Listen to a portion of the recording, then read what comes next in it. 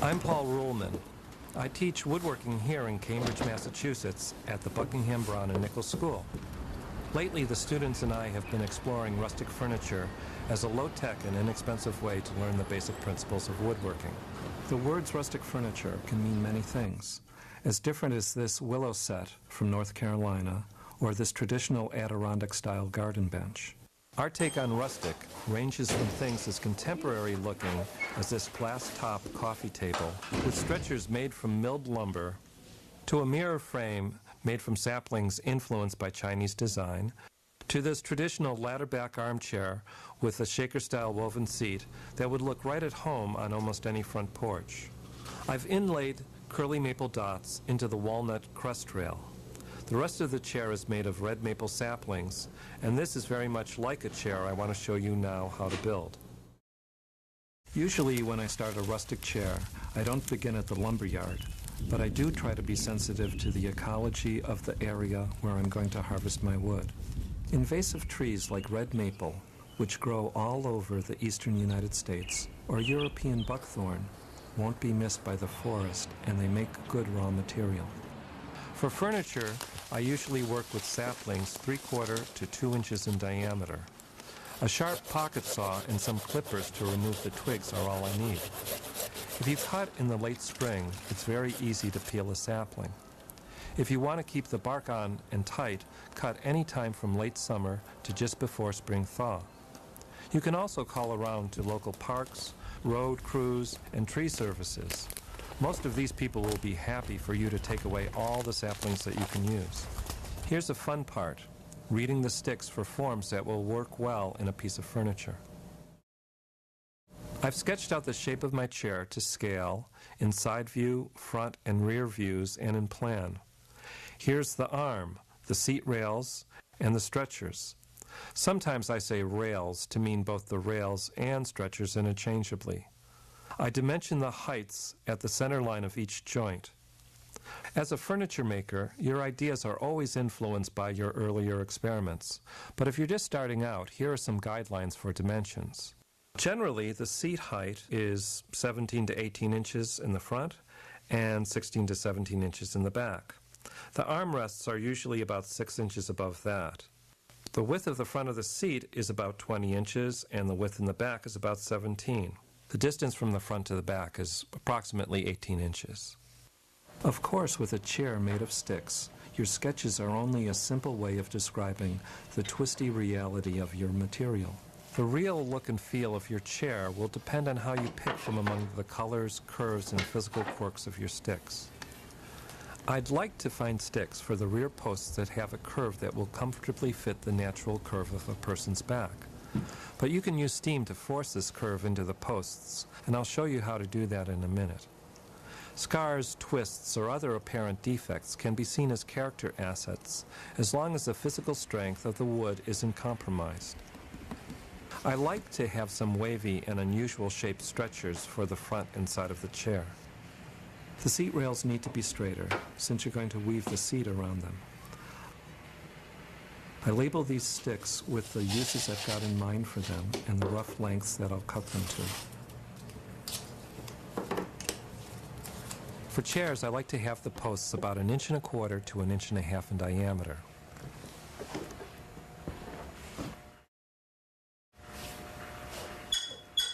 I cut the rough dimension of the back posts first, leaving it long by 3 or 4 inches for now.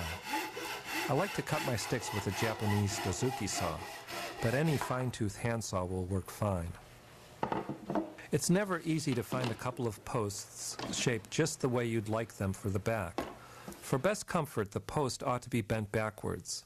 I bring the top of the post back about 3 inches from the point where the rear seat intersects the post. But I can very nicely steam bend these back posts to create the curve I want. Dry sticks should be soaked in water for at least a couple of minutes to help the penetration of the steam. But greenwood can be steamed without any soaking. My steam box is made of plywood, 4 feet long by 9 inches by 9 inches. Just the right size for back posts. A hot plate is my heat source, and a pressure cooker full of water makes the steam. I connect that with a rubber hose to the underside of the steam box. It only takes a few minutes for the inside of the box to reach 212 degrees. A good rule for steaming is 1 hour to the inch. So with 1.5-inch posts, I'll steam for 1.5 hours. And I'll steam them one at a time because I can only bend one at a time. When the post comes out, it will stay pliable enough to clamp into its bending mold for only a couple of minutes. There's not a second to waste here, so everything's all set up in advance. I use pine blocks as pads for the clamps so they won't dent the wood. I clamp from the center outwards. The post stays clamped overnight. 2 or 3 days are even better if you can wait. There'll be less than 1 inch of springback when I unclamp the posts, but I've shaped the mold to account for that.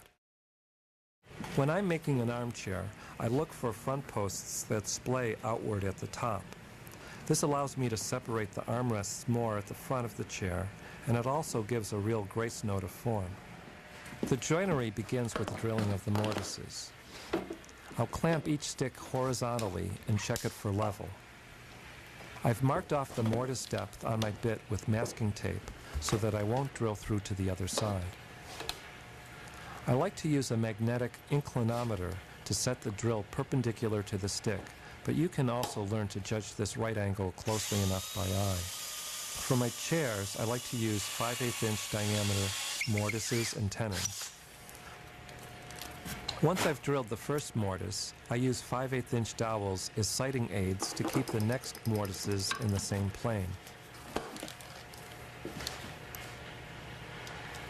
I just sight past the drill bit to keep it parallel with the dowel. The dowels will also help me to perform the trick of measuring the variation I'll need in the length of the stretchers.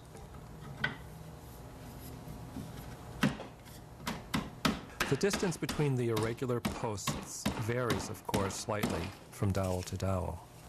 I use a pair of measuring sticks to note the variation. The shortest of these 3 distances, which happens to fall at the center dowel here, will be my base reading. Later I'll cut the center stretcher at the nominal length I've designed into the front of the chair. The second and third marks tell me how much longer than that center stretcher I should make the top and bottom ones. And I mark the sticks accordingly. It's tomorrow, and yesterday's back post can come out of the mold. See that little bit of spring back I was talking about? Now I have to decide which post is going to be left and which is going to be right. Of course I want the wider end of each stick to go at the bottom, just the way a tree diameter is larger at the bottom. I mark and I'll cut an approximate foot for the post, leaving 1 inch to spare for trimming and leveling later.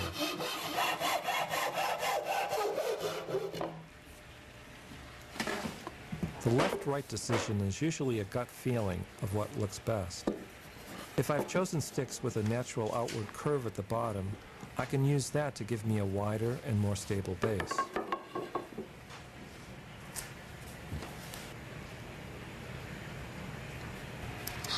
The story stick I've previously marked out with the positions of all the joints that go into the post. So now I just transfer these positions to the chair parts. I clamp on a wood screw to prevent the stick from twisting while I mark my exact drill centers. If you've got a drill press, use it now, but you can also drill these mortises with a handheld electric drill. I drill 1 1/8 inch deep to keep from breaking through the other side. For me, making tenons is the fun part, and you'll see why in a minute. The age-old way to do this is to whittle them with a knife. I start by cutting a ring all around the stick where the mortise shoulder will be. And then, I slice out little wedge-shaped flakes of wood back to the shoulder ring. And then I deepen the shoulder ring, cutting away those flakes and leaving a sort of deep notch around the stick. That lets me get my blade in to pare thin shavings from the shoulder out to the end of the stick. When whittling tenons, I like to use a chip carving knife, but a pocket knife does fine. The blade is small, and I feel that I have a good deal of control in cutting tenons. Just pretend you don't see that little nick on my thumb. You continue this process until you think your tenon will almost fit. Test it on a scrap of wood. When you twist the tenon into the test mortise, shiny spots will appear on the tenon where more wood needs to come off. Continue paring until you have a tight fit. Now, whittling tenons is very relaxing if you have the time, but for speed and accuracy, I really love the tenons I can make with this tenon cutter that works on the end of a hand drill. Of course, another reason I love it is that I invented it, so let me demonstrate. Clamp your stick in a vise. Tighten the chuck on a drill with a fairly substantial torque and variable speed. Lean into the wood. Switch the drill on at a moderate speed, say 500 to 700 RPM, and hold the drill as steady as you can.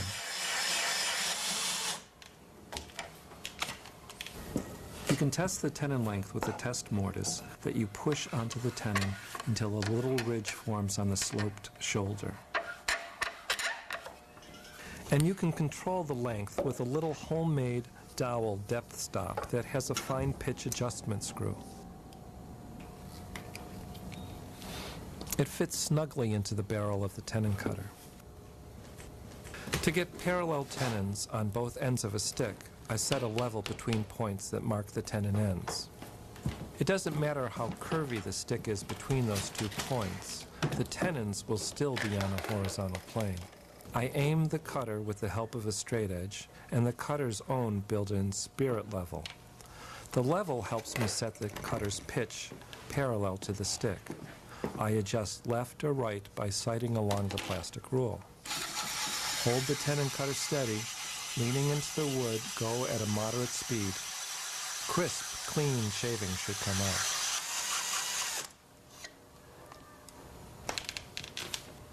Work your way through all the front and rear stretchers. I always leave my sticks longer than they need to be until I cut my first tenon, so that if I miscut it, I'll still have enough wood left over to cut it off and try again. If I'm tenoning green wood, I can adjust the cutter to a few thousandths of an inch oversize. By the time I join the parts in a few days, the tenon will have shrunk to fit. A little chamfer on the ends of the tenons will help them go into their mortises with less binding. Each stretcher is meant for its own unique pair of mortises on the posts, so I label each piece as I finish it. Next, I dry assemble the front posts and rails as a panel.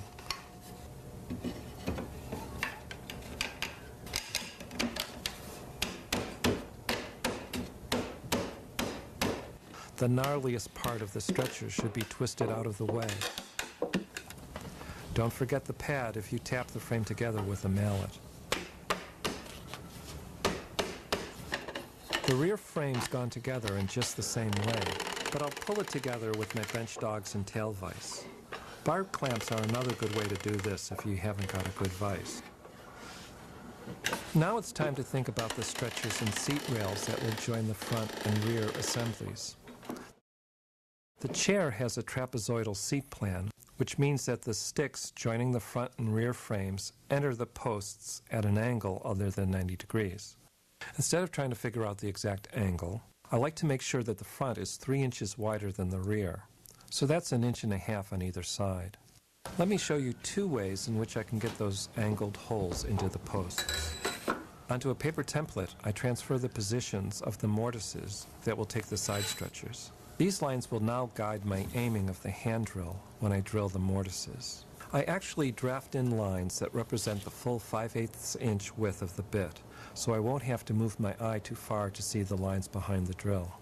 Then I set up a carpenter's square to stand unaided and use it to help me find the correct angle at which to tilt the rear assembly backwards.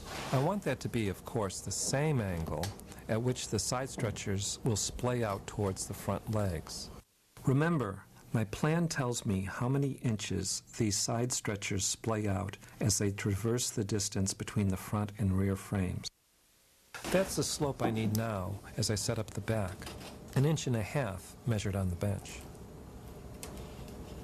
I prop up the middle of this rear post where it arches above the workbench, and then clamp the whole assembly down with the help of these leather-lined blocks that fit the circular section of the post.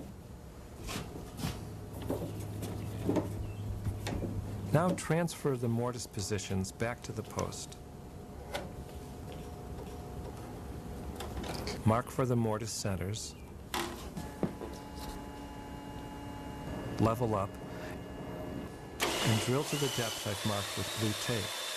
If you plan to do much of this kind of work, you might want to build a dedicated clamping jig ruled with a grid of parallel lines. This time with the front panel, I tilt forward away from the square 1.5 inches over the height of 18 inches. When all the mortises are drilled, I connect the front and rear assemblies using 5/8 inch test dowels. Once again, I'll use the pair of measuring sticks to find the actual length variations due to the irregularities in the actual posts. I measure on one side first, then the other, because with the trapezoidal plan, the chair can't be completely assembled without stretchers of the correct length. I measure, cut, and tenon these side stretchers just as I did the front and rear ones. I'll assemble the frame without glue to make sure it goes together as planned. If there's any need for an adjustment, I want to know about it now. There are few events more frantic than trying to change and reassemble a chair while the glue's drying. I twist the rails to avoid knots where knees or other body parts will rest, and to present the most attractive surface to the viewer. With the chair frame assembled, I can cut the tenons on the front posts that will connect with the armrests. I eyeball the angle of these tenons. The front posts splay out, but I try to cut the tenons dead-on vertical. The armrests are walnut, rescued from firewood, and resawn into boards. I bandsaw an oversized tenon parallel to the edge of the armrest board. I level the board, then I cut the tenon in the usual way. As you can see, the tenon cutter can cut square stock as well as round. I insert this tenon into the back post and mark where the front post meets the armrest. This is where the mortise for the armrest should go. I drill the 5/8 inch mortise, try the fit,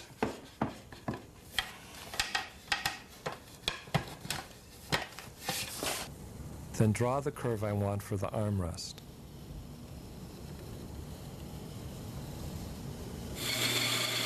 Then I cut it out on the bandsaw, shape it with files, and smooth it with sandpaper. Now that all the joinery is complete, I disassemble the chair. I mark each individual piece where the markings won't show after glue up. I then do any final shaping and sanding. Round over the tops of the posts with rasp and file and sandpaper. Sanding can be done by hand. It's either monotonous or meditative, depending on your frame of mind. Touch up anything rough, like the knots you filed down with 80 grit. Everything else gets a pass with 120 grit, then another with 220 grit.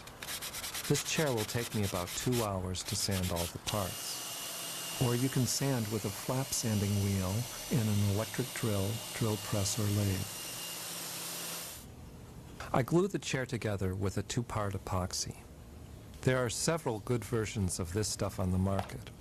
The working time is about a half hour, although you can prolong it slightly by cooling the mixed epoxy in an ice water bath. But your parts should be all clearly marked and laid out so that you're not looking for things while the glue is setting up. The glue goes into the mortises, not onto the tenons, to keep things neat.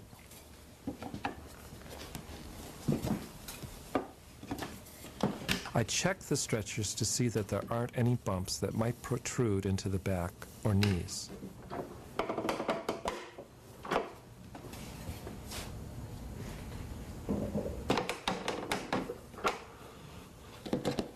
This long rubber band is surgical tubing, and I use it to clamp the frame until the glue sets. Commercial band clamps are another way to do this.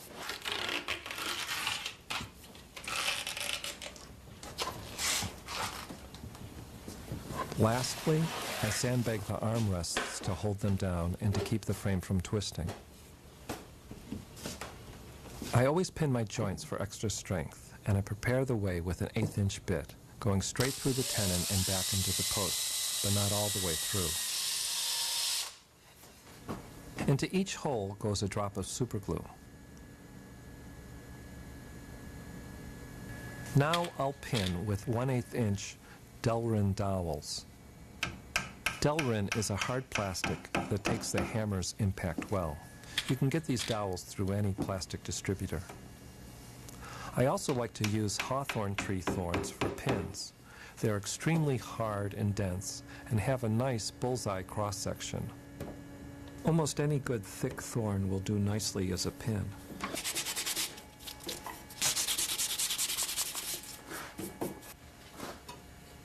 I trim the armrest tenon flush with a flush cutting saw and then pare with a chisel.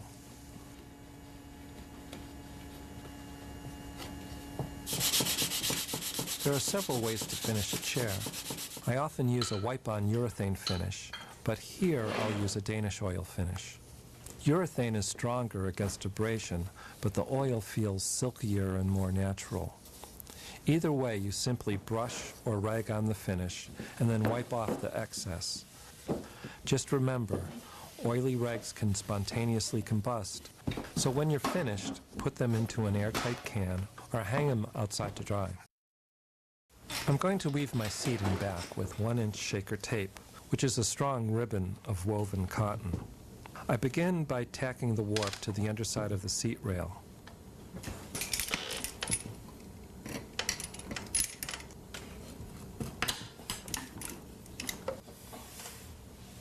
The warp is wrapped continuously around the front and rear rails until the back rail is full and can take no more tape.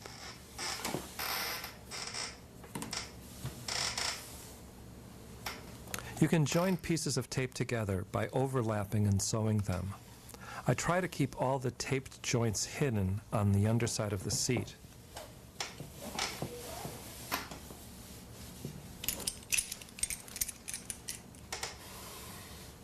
The tension should be firm but not tight. Tack the end of the warp to the side seat rail.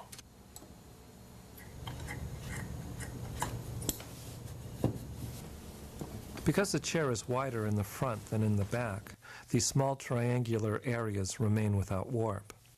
We'll add warp for these areas later. Weaving is a matter of warp and woof, which is also called weft. The green warp strand is now in place, except for those little triangles on the side. And I start the woof strand by tacking it to the underside of the rear seat rail. Just push aside one of the center rows of warp and squeeze in the tack. Begin the weave by going over the first row of warp, under the second row of warp, and over the third row, etc., until you reach the side rail. Pull out the long strand,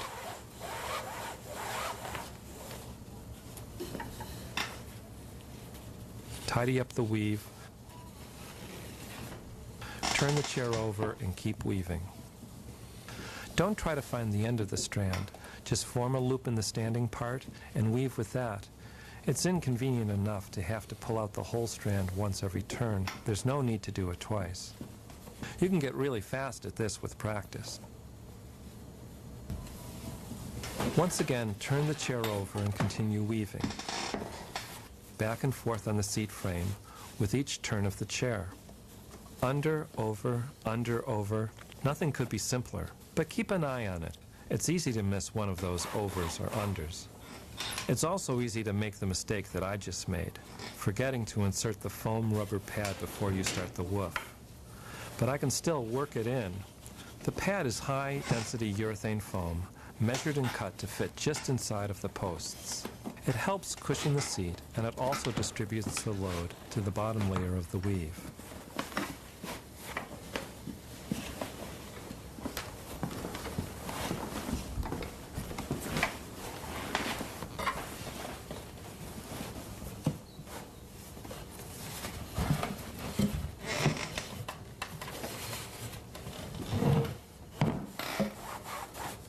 Continue the woof until you've woven 2/3 of the way to the front rail, pushing the woof back occasionally to keep the weaving square.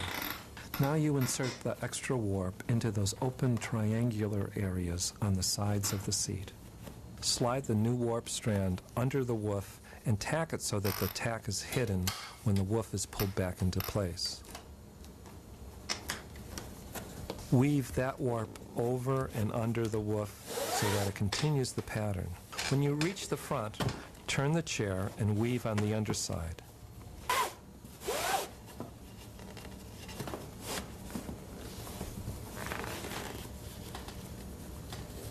Tack this first strand of new warp at the rear rail under the first turn of the original warp.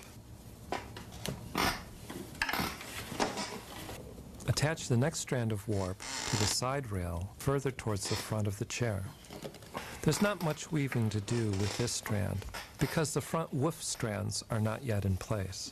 I just bring it around the front rail and tack it on the bottom of the side rail. Then there'll be 2 additional rows of warp. All that's just on one side of the chair. Do the same on the other. Now we can finish weaving the woof. As you get closer to the front of the chair, it becomes more difficult to weave because the whole seat's tightening up. A butter knife helps me push the woof over and under the warp. You can also use a hemostat, which is a little surgical clamp, to pull the woof through. Tighten up the woof by tugging out any of the slack and working it all the way out to the end.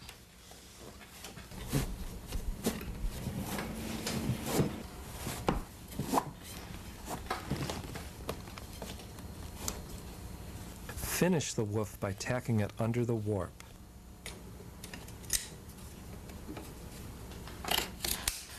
The seat should now be tight and comfortable. The back is woven in much the same way as the seat.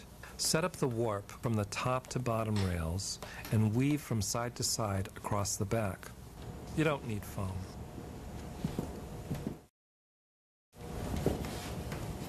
Now I ask myself, how do I like the seat height and the angle of the chair? This is a completely personal comfort decision, and it depends somewhat on your use for the chair. After placing a 3/4 inch piece of plywood under the front posts, I find that I like this seat angle better. Remember, I added an extra inch to the length of the posts, so I have some room to play around with this height. I marked my cut lines by placing the chair on a flat and level surface. And prop up the front legs with 3/4 inch spacers. I make sure that the armrests are on a horizontal plane.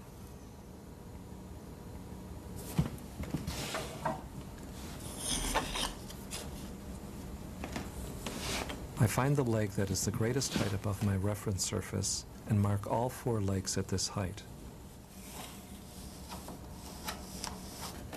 After cutting each leg at this cut line, the chair is level and at the proper angle. For me, there's something about a rustic chair that feels like home. There's the obvious connection with our first home, the natural world, and the woods. That's part of it. But a bigger part is the comfort I get from watching my family enjoy something I've made with my own hands and brought home to them. It feels good.